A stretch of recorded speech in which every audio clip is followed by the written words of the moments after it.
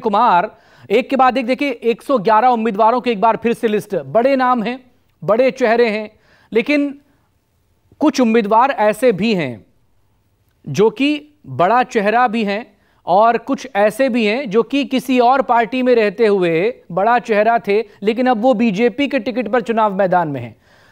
हर तरह के तीर अपने तरकश से निकाले जा रहे हैं कि कैसे 2024 को जीता जाए।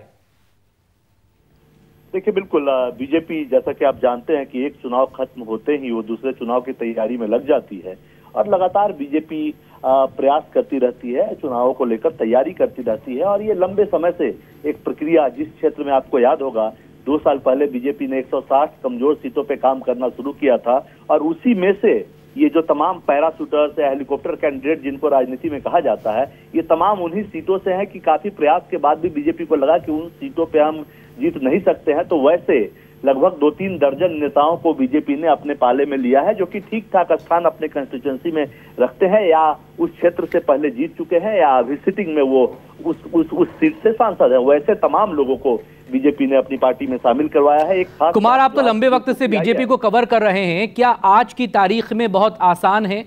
आप किसी पार्टी से आइए, बीजेपी में राज्यसभा के सांसद बन जाइए, एमएलसी बन जाइए, मंत्री बन जाइए, लोकसभा का चुनाव हो तो टिकट पा जाइए, और जो आम कार्यकर्ता है, जो संगठन के लिए काम करता है, वो क्या करेगा? वो क्या सिर्फ दरी बिछाएगा? देखिए, ये बात जरूर है कि इस तरह की बातें आती है, लेकिन अमूमन जैसा कि मैंने पहले भी कहा कि बीजेपी जो उसका अपना क्षेत्र होता है, जहां उसकी पकड़ पक्की होती है, उन सीटों पे बाहरी उम्मीदवारों को अमूमन नहीं लाता है।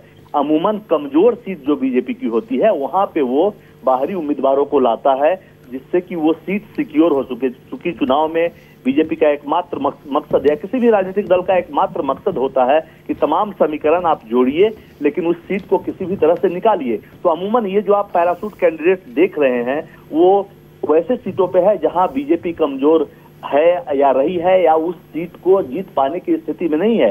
इस बार लक्ष्य बड़ा है, लिहाजा उन क्षेत्रों में बीजेपी का कैडर है, इसमें कोई दो राय नहीं है, लेकिन वो उस मजबूत स्थिति में नहीं है कि वो उस सीट को, पार्टी को जीत कर दे सके। इसलिए पार्टी दूसरे दलों के जो मजबूत कैंडिडेट है, जो सक्रिय होते हैं, जो चाहते हैं कि वो बीजेपी में शामिल हों, बीजेपी की आइडियोलॉजी को एक्सेप्ट करते हुए जो शामिल होते हैं, उनको बीजेपी ज्वाइन करवाती है। एक और जो आज की सूची जारी हुई है उसमें एक और मुख्य बात है, के सुरेंद्रन जो कि बीजेपी के प्रदेश अध्यक्ष रहे हैं केरल के, उनको वायनाड सीट से राहुल गांधी बिल्कुल वो दिख रहा है।